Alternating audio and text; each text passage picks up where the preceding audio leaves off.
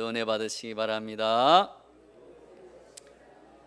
네, 지난주에 출애굽기에서 하나님께서 명령하신 말씀 중에 가장 핵심이 되는 두 가지 말씀, 명령이 바로 십계명과 성막이다라고 말씀드렸습니다. 여호와 하나님은 이스라엘의 하나님 나라가 되도록 그래서 그들을 선택하여서 그 애굽의 노예되었던 신분에서 자유케 하시고 해방시키시며 구원하였습니다. 그래서 여호와 하나님은 이스라엘의 하나님이 되고 이스라엘은 하나님의 제사장 나라가 되기로 한 시내산 언약, 시내산 계약에서 하나님께서 주신 것이 바로 십계명과 성막이기 때문에 이 두 가지는 이제 이스라엘 백성들이 가나안 땅, 약속하신 그 땅에 들어가서 하나님의 제사장 나라로서 살아갈 때에 중요한 그러한 두 가지 기준, 두 가지 하나님의 핵심적인 말씀이 된다라는 것입니다. 그래서 십계명과 성막 이 두 가지만 있으면 가장 비천한 노예에서 가장 존귀한 하나님의 제사장 나라가 되기에 충분하다라는 것입니다. 십계명은 오늘의 성경 말씀이다라고 알려드렸습니다. 또한 성막은 오늘의 교회가 된다라고 말씀드렸습니다. 아무리 복잡한 세상, 우리가 너무나 많은 정보 가운데 무엇을 배워야 이 세상에서 더 앞서갈 수 있는가, 더 성공할 수 있는가, 그래서 배워야 할 것이 너무 많아 정신을 못 차리는 이 세상에서도 우리에게 성경과 교회가 있고 성도들이 그 성경을 열심히 배우고 그 말씀에 따라 살아간다면 동시에 우리 교회가 우리 주님의 몸으로서의 역할을 제대로 수행한다면 오늘날에도 변함없이 이 복잡한 이 세상 속에서 우리 교회와 우리 성도들은 존귀한 제사장이 될 수 있는 줄로 믿습니다. 이것이 바로 하나님이 우리에게 주신 약속의 말씀입니다. 그런데 우리들이 이 하나님이 주신 성경을 통독하는데 걸림돌이 여러 개 있습니다. 가장 먼저 만나는 걸림돌이 바로 오늘 우리가 읽은 출애굽기 25장부터 시작하는 성막에 관한 말씀입니다. 그 이유는 성막에 대한 설명이 말로만 이렇게 적혀 있기 때문에 너무나 그것이 길고 또 어떻게 보면 우리에게 익숙하지 않은 여러 가지 규빗 이러한 단위들이 나오기 때문에 복잡하게 느껴지기 때문입니다. 그래서 그림으로 보여주면 어떻게 이해가 더 쉬울 텐데 그것을 말로 길게 설명을 하고 있으니까 이해하기가 더욱더 어렵습니다. 우리 성막 사진 한번 보여주실까요?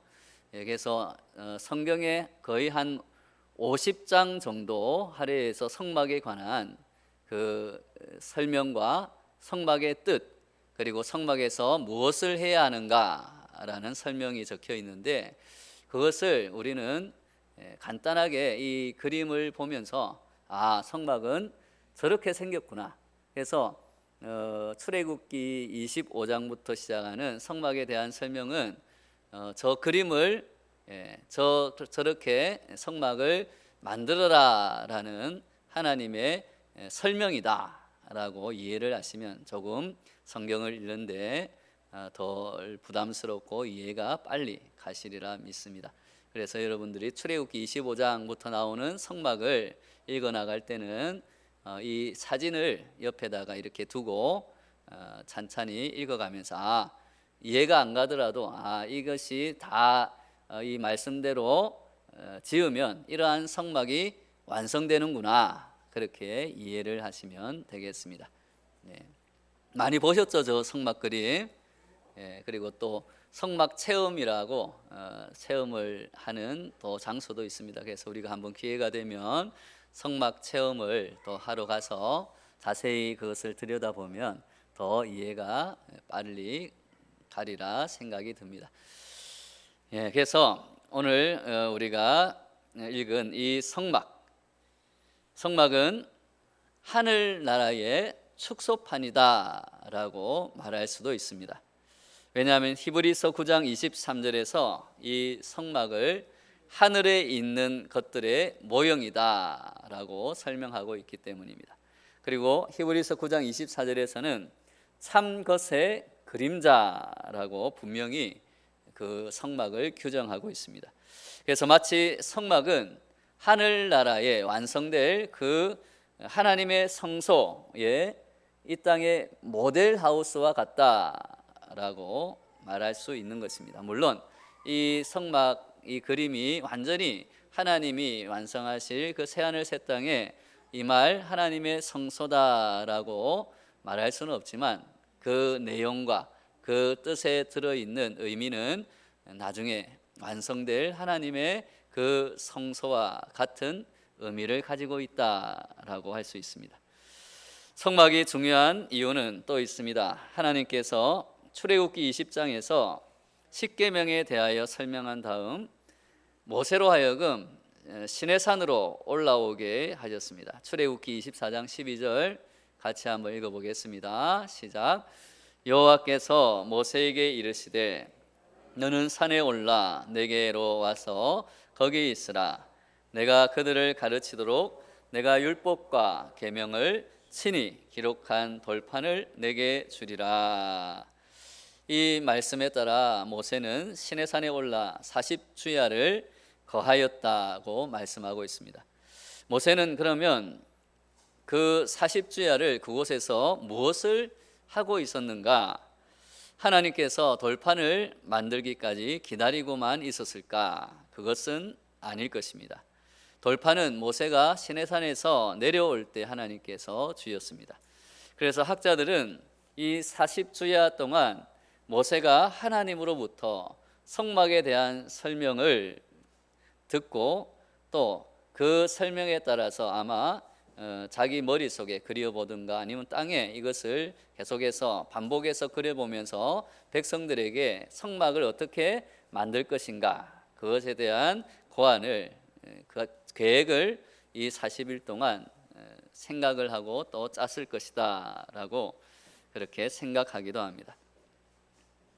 그 복잡한 구조와 다양한 문양과 서로 다른 크기의 다양한 기구들에 대해서 모세는 하나님께 40주야 동안 배웠을 것이다 라고 생각하는 것입니다.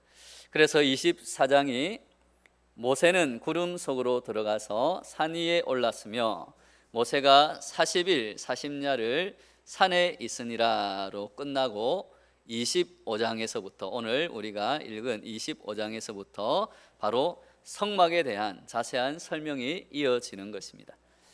먼저 성막을 이해할 때 성막은 이 땅에 세워진 하나님의 성소, 그 성소의 모델하우스와 같은 것인데 그러나 첫 번째 성소는 아니다라는 것입니다. 하나님의 첫 번째 성소는 바로 에덴 동산이었습니다. 그런데 아담과 하와의 타락에 의해서 첫 번째 성소를 상실하고 말았습니다. 그리고 성막이 하나님의 명령에 의해서 두 번째 하나님의 성소로 세워진 것입니다. 그것이 바로 시내 광야에서 세워진 성막이 되는 것입니다. 그리고 세 번째 성소는 이스라엘 백성들이 가나안 땅에 정착한 다음에 솔로몬에 의해서 예루살렘에 세워진 그 솔로몬 성전이 세 번째 하나님의 성소다라고 말할 수 있습니다. 이 예루살렘 성전은 우리가 잘 알듯이 세 차례에 걸쳐서 세워지는데 솔로몬 그리고 스룹바벨 헤롯 왕에 의해서 건축됩니다. 그러나 헤롯 성전은 예수님의 말씀대로 돌 위에 돌 하나 올라 있지 않을 정도로 철저히 파괴가 되었습니다. 그리고 나서 네 번째 성소가 바로 예수님 자신에 의해서 세워진 것입니다. 예수님은 예수님께서 말씀하신 대로 십자가에 죽으시고 부활하심으로 3일 만에 세워진 살아있는 성소가 되었습니다. 즉 살아있는 하나님의 성전으로 우리에게 서신 것입니다. 그리고 예수님께서는 승천하였습니다. 그 다음 다섯 번째 성전이 세워지는데 그것은 바로 우리 성도들 자신입니다. 우리는 살아계신 하나님의 성전이다 라고 고린도후서 6장 16절에 사도 바울이 말씀하십니다.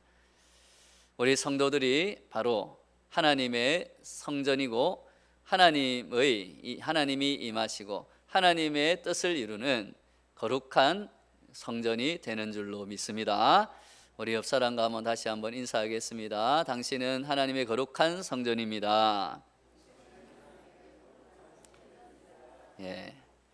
또한 우리 성전되는 성도들이 모여서 함께 예배드리는 이 교회가 바로 주님의 몸된 교회, 다섯 번째 세워진 성전이다라고 말할 수 있는 것입니다. 그리고 마지막으로 하늘나라에 세워져 있는 성소입니다. 그곳에는 하나님께서 자정하고 계시고 우편에는 우리 주 예수 그리스도께서 계십니다. 그곳에서 우리 모든 성도들이 영원한 안식을 누리며 살아가게 될 것입니다. 그 마지막 성소를 향하여서 우리는 하나님이 세워주신 주님의 몸된 그 성전, 즉 우리 자신과 우리 교회를 아끼며 또한 서로 사랑하며 섬기며 나아가게 되는 것입니다. 그러므로 오늘 우리가 배우는 이 성막의 그 의미는 바로 지금 하나님의 성전으로 살아가는 그 우리들이 어떻게 살아가야 하는가, 어떠한 믿음을 세워나가야 하는가에 대한 그러한 말씀을 주고 있다라고 볼 수 있습니다. 오늘 25장 2절 말씀 하나님께서 이렇게 명령하십니다. 같이 읽겠습니다. 시작. 이스라엘 자손에게 명령하여 내게 예물을 가져오라 하고 기쁜 마음으로 내는 자가 내게 바치는 모든 것을 너희는 받을지니라. 아멘. 하나님이 예물을 가져오라 그리고 그것으로 성막을 지으라고 명령하시면서 기쁜 마음으로 바치는 자의 예물을 받아라고 말씀하고 있습니다. 성막을 짓는 데는 막대한 물자가 소요됩니다. 금액으로 환산하면 사람에 따라 다르지만 대략 지금 가치로 한 200억 정도가 드는 그러한 가치가 있다고 합니다. 그런데 이 200억 정도가 드는 이러한 물자, 그 모든 것을 백성들로부터 조달하라라는 것입니다. 백성들이 바치게 하라, 백성들이 기쁜 마음으로 헌신하며 드리라고 말씀하고 있습니다. 즉 강제 징수가 아니라 기쁜 마음, 자진해서 드리는 것을 받으라는 것입니다. 이것은 성막이란 사람의 집이 아니라 하나님의 집이기 때문입니다. 사람의 생색을 내기 위해서나 자신의 이름을 내기 위해서 하는 것이 아니라 하나님에 대한 그 사랑과 하나님이 구원해 주신 그 구원의 은혜에 감사하는 마음으로 기꺼이 기쁜 마음으로 자신의 것을 내어서 성막을 지으라는 그러한 의미입니다. 하나님께서 요구하시는 것은 금과 은과 각종 보석과 진귀한 물품들이었습니다. 그런데 400여 년 동안 노예로 살던 이스라엘 사람들에게 그런 귀한 것들이 있을 리가 없었을 것입니다. 그런데 우리가 또한 출애굽기에서 앞에서 살펴봤듯이 그 모든 것들을 이미 하나님께서 그들에게 예비해 주셨다라는 것입니다. 이집트 땅에 10번째 재앙이 내려지고 이스라엘 백성들이 급히 그 땅을 떠나려 할 때에 하나님으로부터 명령이 떨어졌는데 그것은 이집트 백성들에게 귀한 금은들 그리고 귀한 예물들을 받으라라고 명령하셨습니다. 출애굽기 12장 35절 36절 말씀 같이 한번 다시 읽어보겠습니다. 시작. 이스라엘 자손이 모세의 말대로 하여 애굽 사람에게 은금 패물과 의복을 구하매 여호와께서 애굽 사람들에게 이스라엘 백성에게 은혜를 입히게 하사 그들이 구하는 대로 주게 하심으로 그들이 애굽 사람의 물품을 취하였더라. 아멘. 그렇습니다. 하나님께서는 성막을 짓게 하시는데 그들이 없는 것을 억지로 가서 빼앗아오라 또는 너희들이 더 노력해서 더 수고해서 어디에 가서 일해서 벌어와서 그것을 사오라고 하신 것이 아니라 출애굽할 때 이미 하나님의 그 구원의 은혜로 말미암아 애굽 사람들로 하여금 기꺼이 이 이스라엘 사람들에게 바치게 하였고 그것을 미리 가지게 한 것으로 이 성막을 짓게 하신 줄로 믿습니다. 하나님은 우리에게 필요한 것을 또 우리가 하나님께 드릴 것을 미리 아시고 미리 채워주시는 하나님이 되시는 줄로 믿습니다. 실로 모든 것이 하나님으로부터 온 것임을 우리는 알아야 합니다.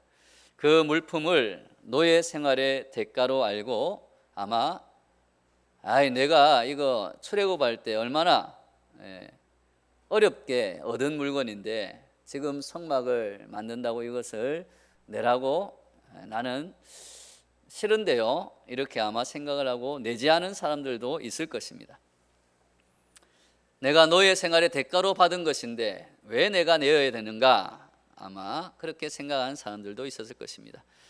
그런 사람들은 그러나 결코 성막으로부터 아무것도 배울 수가 없으며 제사장이 될 수도 없다라는 것입니다. 기꺼이 하나님께 드리지 않는 사람, 하나님께 주신 것을 인정하지 않고 내 것이다 라고만 주장하는 사람은 그 자격 자체가 없다라고 볼 수 있습니다. 또한 하나님은 그러한 사람으로부터 아무것도 받지 않겠다라는 말씀입니다. 오늘 본문에서 중요한 말씀, 또 8절, 9절 말씀 같이 읽겠습니다. 시작. 내가 그들 중에 거할 성소를 그들이 나를 위하여 짓되 무릇 내가 내게 보이는 모양대로 장막을 짓고 기구들도 그 모양을 따라 지을지니라. 아멘.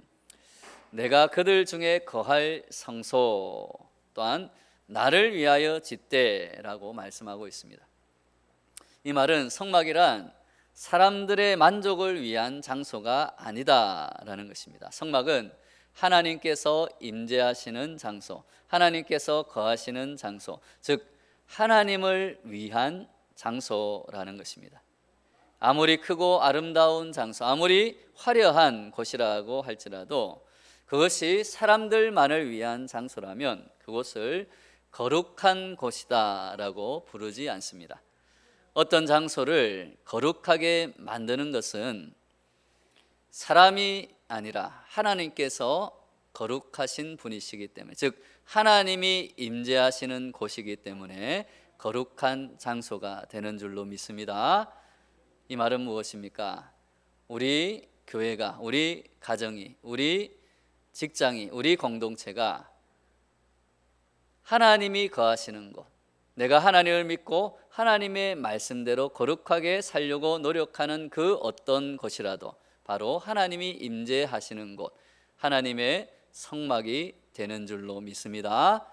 그러므로 우리는 우리가 거하는 곳이 하나님이 임재하는 곳, 하나님이 우리들 중에 거할 성소, 하나님을 위하여 세워지는 곳이 될 수 있도록 우리의 삶 가운데 하나님의 거룩함을 닮아가려고 노력해야 할 줄로 믿습니다. 성막과 성전과 교회가 성소이며 또한 예수님과 성도 자신이 성소입니다. 이 모든 것들은 다른 것들과 구별되어야 한다라는 것입니다. 그 원인은 오직 하나님의 임재에 있는 것입니다. 세상 사람들처럼 이름을 내거나 또는 생색을 내기 위한 돈으로만 성소를 짓게 된다면 이미 그것은 죄로 오염된 것으로 처음부터 하나님의 그 은혜로부터 멀어진 것입니다. 그래서 우리는 우리 교회가 또한 우리 가정이 또 우리가 속한 곳이 그저 우리의 노력으로 또는 우리의 물질로만 세워지는 것이 아니라 하나님의 뜻에 맞게 하나님의 그 이름이 거룩함을 받도록 세워지도록 노력해야 한다라는 것입니다. 즉 액수나 물질의 문제가 아니라 우리에게 그러한 거룩함의 태도와 중심이 있느냐가 성막의 핵심이고 또한 우리가 살아가는 성막된 성소된 우리의 삶의 핵심이 된다라는 것입니다. 또 하나 중요한 것이 있습니다. 모든 종교에는 이러한 거룩한 곳이 있습니다. 특정 장소라든가 또 불교에서는 절이라든가 또는 다른 기타 신을 섬기는 그러한 종교에서는 신전이라든가 이런 것들이 그러한 거룩한 곳에 해당됩니다. 그런데 이런 모든 것이 오늘 하나님의 이 성막, 하나님의 성소와 결정적인 차이가 있습니다.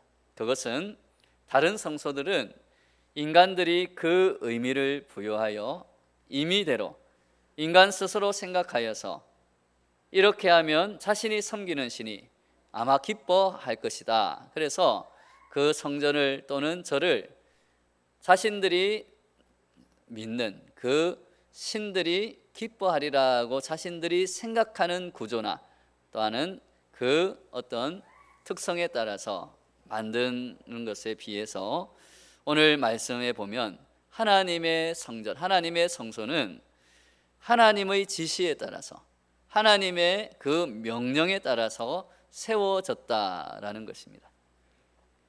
그래서 오늘 25장 9절에 무릇 내가 내게 보이는 모양대로 장막을 짓고 기구들도 그 모양을 따라 지을지니라. 즉 이것은 인간적인 요소가 하나도 들어있지 않다라는 것입니다. 인간의 생각대로 또는 인간의 편리대로 지은 것이 아니라 하나님의 성막, 하나님의 성소는 바로 하나님이 명령하신 대로 하나님의 말씀에 따라 그 모양을 지었다. 그리고 그 모든 기구들도 하나님의 뜻에 따라 지어졌다라는 것이 다른 어떤 종교의 그러한 성전이나 그러한 여러 가지 성소에 비해서 다른 점이다라는 것입니다. 그러므로 성막은 사람이 아닌 하나님의 지시에 의해서 만들어진 건 줄로 믿습니다. 우리 모두 겸손한 마음으로 하나님께서 지시하신 성막과 말씀을 배워 나갈 때 나와 우리 가정과 우리 교회가 하나님께서 거하시는 거룩한 성막으로 세워져 가는 역사가 일어나기를 예수님의 이름으로 축원합니다. 다 같이 우리 말씀을 붙들고 주여 한번 외치고 기도하며 나아가겠습니다. 주여